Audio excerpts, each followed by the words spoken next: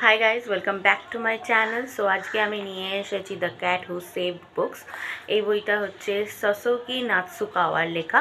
আমি জানি না লেখকের নাম আমি ঠিকঠাক প্রনাউন্স করে উঠতে পারছি কি না, কারণ এটা একটা জাপানিজ নেম এবং জাপানিজ উচ্চারণ অনেকটাই আলাদা হয়।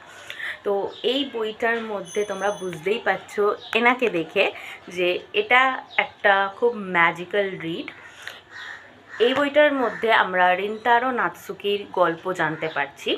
রিন্তারো নাৎসুকি হচ্ছে এমন একটি ছেলে যে স্কুলে যায়, বাট ও প্রচুর পরিমাণে সায় প্রবৃত্তির, খুব চুপচাপ, এবং রিসেন্টলি ওর গ্র্যান্ডফাদার মানে ঠাকুরদাকে হারিয়েছে এবং ঠাকুরদা মারা যাওয়ার পরে ও নিজেকে পুরোপুরি আইসোলেটেড করে নিয়েছে। ও কোথাও যায় না, বেরোয় না, ইভেন ওর আন্টির সাথে এই জায়গাটা ছেড়ে চলে যাওয়ার কথা ভাবছে।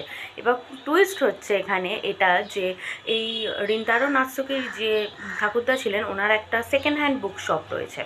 তো এই বুকশপের মধ্যে রিন্তারো নিজের বলতে পারো ছেলেবেলাটা কাটিয়েছে, নিজের ঠাকুরদাকে দেখে শিখেছে এবং এখান থেকে ওর নিজের যে বই পড়ার হ্যাবিট সেটাকে অ্যাডাপ্ট করেছে। আর ও বইকে মারাত্মক ভালোবাসে। কিন্তু ওর ঠাকুরদা মারা যাওয়ার পরে ও পুরোপুরি ঠিক করে নেয় যে ও নিজেকে একদমই শাটডাউন করে নেবে। ও আগে খুব কম স্কুল যেত, কম কথা বলতো, বাট এখন তো পুরোপুরি নিজেকে চুপ করিয়ে নিয়েছে। তো এই মুহূর্তে যখন ওর মধ্যে এরকম চলছে, সেই মুহূর্তে কী হয় যে একদিন ও দেখে যে এই যে বইয়ের দোকানে স্ট্যাক স্ট্যাক বই সাজানো রয়েছে, তো তার মধ্যে থেকে একটা অরেঞ্জ ট্যাবি ক্যাট মানে একটা বেড়াল, সে হঠাৎ করে এসে ওর সাথে কথা বলছে। সে ওকে মিস্টার প্রপারেটর বলে সম্বোধন করছে এবং ওকে বলছে যে তোমাকে আমার সাথে যেতে হবে একটা কোয়েস্টে, যেখানে বইরা মানে বই কষ্টে রয়েছে, তোমাকে সেগুলোকে উদ্ধার করতে হবে। তো বুঝতেই পারছো রিন্তারোর এক্সপ্রেশন কিরম, যে একটা হঠাৎ করে বেড়াল এসে কথা বলছে, আবার আমাকে বলছে যে আমাকে বই বাঁচাতে হবে। তো এটাই হচ্ছে এই বইটার মধ্যে জার্নি। এই বইটার মধ্যে টোটাল 4টে লেবারেন্থ রয়েছে, যেখানে রিন্তারো নাৎসুকি এই বেড়ালটার সাথে গিয়ে বইগুলোকে বাঁচাবে। যেখানে বই মিসট্রিটেড হচ্ছে, মানে যেখানে বইগুলোকে কেটে ফেলা হচ্ছে, এরকম অনেক স্টোরি রয়েছে। যেমন একটা আমি তোমাদেরকে বলে দিচ্ছি, একটা লেবারেন্থের ঘটনা, যে প্রত্যেকবার এই বেড়ালটা আউট অফ ব্লু হঠাৎ করে আসে এবং রিন্তারোকে বলে যে তোমার হেল্প দরকার। এবং যখন ওরা ওই কোয়েস্টে যায় তখন ওরা দেখতে পায় যে বইদেরকে খুব বাজেভাবে মিসট্রিটেড করা হচ্ছে। সেরকমই একটা স্টোরিতে দেখানো হচ্ছে একটা লেবারেন্থে, যে একজন রয়েছে যে বইগুলোকে কেটে ফেলে জাস্ট একটা লাইন ও রাখছে পেজের মধ্যে, যেটা দিয়ে ওর মনে হচ্ছে যে ওই একটা লাইন পড়লেই পুরো বইটা আমি পড়ে নিতে পারবো, যাতে মানুষ কম সময়ের মধ্যে অনেক বই পড়তে পারে। মানে বেসিক্যালি এটা বলা হয়েছে যে ধরো আমি কোনো বড় মোটা বই লিখেছি এবং তুমি সেটাকে কেটে ছেটে ছোট করে দিলে, তো এই রকম একটা জিনিস। কিন্তু রিন্তারও ওকে বোঝায় যে এরম করছিল যে এটা করাটা ঠিক নয়, কারণ সে যখন এই কাজটা করছিল সে গান শুনতে শুনতে বইটাকে টুকরো টুকরো করছিল। তখন রিন্তারও কী করে, তাকে বোঝানোর জন্য সেই ক্যাসেটটাকে ফাস্ট ফরওয়ার্ড করে দেয় এবং সে গানটা হিজিবিজি হয়ে যায়। ও ওকে এটাই বোঝাতে চায় যে ঠিক বই পড়াটাও একই রকম। বইটাকে লেখা হয়েছে, বইটা যতই মোটা হোক না কেন, বইটা যতই ঠিক হোক না কেন, বইটা পড়ার আনন্দই এরকম যে তোমাকে থরলি পড়তে হবে, তুমি সেটাকে স্কিপ করে যেতে পারো না। এবং তুমি যদি সেটাকে কেটে ছেটে ছোটো করে দাও তাহলে বই পড়ার কোনো মানেই হয় না। তো এখানে বইদেরকে রেস্কিউ করার মানে এমন নয় যে বই চুরি হয়ে গেছে আমাকে বইগুলো ফিরিয়ে আনতে হবে। এখানে এরকম এক একটা চ্যালেঞ্জ রয়েছে, যেখানে দেখানো হচ্ছে যে বইগুলোকে খুব বাজেভাবে মিসট্রিট করা হচ্ছে এবং রিন্তারো নাৎসুকি এই বেড়ালটার সাথে গিয়ে সেই সব মানুষদেরকে কনফ্রন্ট করছে এবং বইগুলোকে উদ্ধার করছে। আবার যখন এগুলো হয়ে যাচ্ছে তখন ও ব্যাক টু নর্মাল ওই নতুন মানে ওই দোকানটাতেই রয়েছে। এবং এই কোয়েস্টের মধ্যে রিন্তারোর একজন বন্ধু রয়েছে সায়ো বলে, সেও হেল্প করছে।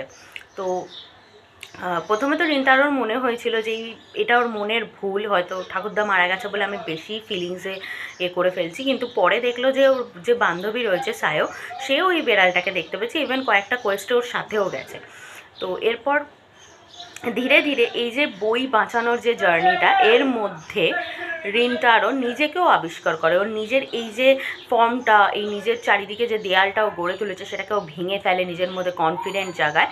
তো এই রকমভাবে এই জিনিসটা চলতে থাকে। আর এই বইটার মধ্যে জাপানিজ একটা টার্ম রয়েছে, সেই টার্মটা এই বইটার মধ্যে ইউজ করা হয়েছে, হিকিকোমোরি। এই টার্মটা ইউজ করা হয় যারা নিজেকে সোশ্যাল লাইফ থেকে পুরোপুরি আইসোলেটেড করে নেয়, কাজ আর অফিসের বা অফিস স্কুলের বাইরে কোনো কিছু তারা মনে করে না, তারা শুধু নিজেদের মধ্যেই থাকে, সেই টার্মটাকে এখানে দেখানো হয়েছে।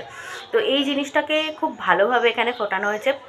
মানে বইটা দেখতেই পাচ্ছ খুব শর্ট, এটা একটা ইবুক প্রিন্টিং বাট শর্ট, তোমাদের পড়তে খুব ভালো লাগবে। যারা বই ভালোবাসো তাদের একটা ম্যাজিক্যাল জার্নিতে তোমরা যেতে পারবে। এছাড়াও এটা ছাড়াও তোমরা আরেকটা জিনিস খেয়াল করতে পারবে, অনেকগুলো জিনিস আর কি, একটা নয়, বই নিয়ে আমরা এই যারা বই পড়ি, ইভেন আমার ক্ষেত্রেও, আমরা বই পড়ি, বই ভালোবাসি, সব ঠিক আছে, কিন্তু কত হাজার লক্ষ কোটি অনেক বই আছে, হয়তো আমরা সারা জীবনে সেগুলো পড়ে শেষ করতে পারবো না, কিন্তু অনেক বই এমন আছে যেগুলোকে অনেকে মিসট্রিট করে। সত্যি সত্যি এরকম অনেক লোক আছে দেখবে যারা বইগুলোকে দুমড়ে মুচড়ে রেখে দেয়, বইগুলোর ছিঁড়ে ফেলে, কেটে ফেলে নিজের সুবিধার্থে। আমি রিসেন্টলি একটা পোস্টে দেখেছিলাম যে একজন লাইব্রেরি থেকে বই চুরি করেছিল আগের বছর পুজোয়, জাস্ট পুজোর খরচ তোলার জন্য। তো কখনো তোমরা ভেবে দেখেছো, আমরা যারা বই ভালোবাসি, যে বইয়ের যদি সোল থাকে, বইয়ের যদি আত্মা থাকে, বইয়ের যদি ফিলিংস থাকে, সে কীভাবে নেবে? যদি তোমরা একবার বইটাকে পড়ে কোনায় ফেলে রাখো ধুলোর মধ্যে, তার কীরকম ফিলিংস হবে? সেই রকম অনেক কথাই বইটার মধ্যে তোলা হয়েছে, যে আজকের ডেটে ইন্টারন্যাশনাল বেস্ট সেলার বা বেস্ট সেলার বই, সেলফ হেল্প বই, এই যেগুলো হয়, এগুলোর চাপে অনেক বই আছে যেগুলো একদম মানে হারিয়ে যেতে বসেছে। তো সেইগুলোর কি হতে চলেছে? অনেক কম মানুষ আছে যারা সেই ডিফিকাল্ট বইগুলো পড়তে চায়, বাট তার মানে এই নয় যে ওই বইগুলো পুরোপুরি মুছে যাবে, কারণ এমন মানুষও রয়েছে যারা সেই ডিফিকাল্ট বইগুলো পড়ে। আমি এই বইটা থেকে সিরিয়াসলি অনেক কিছু শিখতে পারলাম। আমার মধ্যে এই জিনিসটা ছিল যে আমি যে বইটা পড়ে উঠতে পারছি না, সময় নষ্ট না করে সেই বইটা আমি রেখে দেবো, দিয়ে অন্য বই পড়বো। কিন্তু এই বইটার মধ্যে রিন্তারো নাতসুকি বিশেষ করে সায়োকে একটা কথা বলেছে, আর আমার মনে হয় এই কথাটা রিডার্সদের সবার শোনা উচিত, যে ও বলছে যে যদি তুমি তোমার কমফর্ট জোনেই পড়তে থাকো, তাহলে তোমার মধ্যে এই জিনিসটা এসে যাবে যে এটা আমার জানা, অবভিয়াসলি এটা আমার কমফর্ট জোন, তাই আমি নিতে পারছি। বই পড়ার মজাই এটা হচ্ছে যে তোমাকে তোমার ডিফারেন্ট জোনে যেতে হবে, তোমাকে তোমার কমফর্ট জোনটা ভাঙতে হবে, তবে তো তুমি সেই নতুনত্বটাকে খুঁজে পাবে বই পড়ার মধ্যে দিয়ে। তো তোমাকে যতই ডিফিকাল্ট হোক না কেন বইটা, সেটাকে একবার চান্স দেওয়া উচিত। একবার হয়তো হতাশ হবে, বাট তারপরে আরেকবার চেষ্টা করো। তো এরকম অনেক কথা তোমরা এই বইটা থেকে জানতে পারবে, আর সত্যি পড়ে খুব ভালো লাগবে। বইটার রিপ্রেজেন্টেশনটা মারাত্মক ভালো করেছে লেখক। আর এটার আরেকটা পার্ট আছে, the cat who saved library, তো ওইটা আমি চেষ্টা করব কিনে রিভিউ দেওয়ার। যদি এরকম জাপানিজ বইয়ের বাংলা রিভিউ সামারি আমার চ্যানেলে তোমরা আরও দেখতে চাও, তাহলে অবশ্যই চ্যানেলটাকে like, subscribe, share and comment করো। এই বইটা আমি ফ্লিপকার্ট থেকে পারচেস করেছি, আরেকটা বইও আমি পারচেস করেছি, মানে এটা কম্বো অফারে ছিল। তো তোমরা ফ্লিপকার্ট, অ্যামাজন, মিশো অনায়াসে 150 টাকার মধ্যে এই বইটা পেয়ে যাবে। এটা ইবুক প্রিন্টিং, আমি বলতে পারছি না যে তোমরা প্রপার একদম বই পাবে কি পাবে না। আর স্টোরিটায় আমি বলবো 5-এর মধ্যে 4.5 স্টার্স, কারণ জাপানিজ বুকগুলো না খুব কোজি কমফি রিড হয়, পড়ে একটা আলাদাই শান্তি অনুভূতি হয়, ভেতরে অনেক কিছু তোমরা ডিসকভার করতে পারবে, যেমন সুইট বিন পেস্ট, তারপর ডেজার্ট দি মোরিসাগি বুকশপ, অনেক কিছু তোমরা অন্যভাবে ডিসকভার করতে পারবে। তো এই জন্যই জাপানিজ বই পড়তে ভালো লাগে। তো যাই হোক, ভিডিওটা ভালো লাগলে অবশ্যই like, share, subscribe and comment করো। টাটা।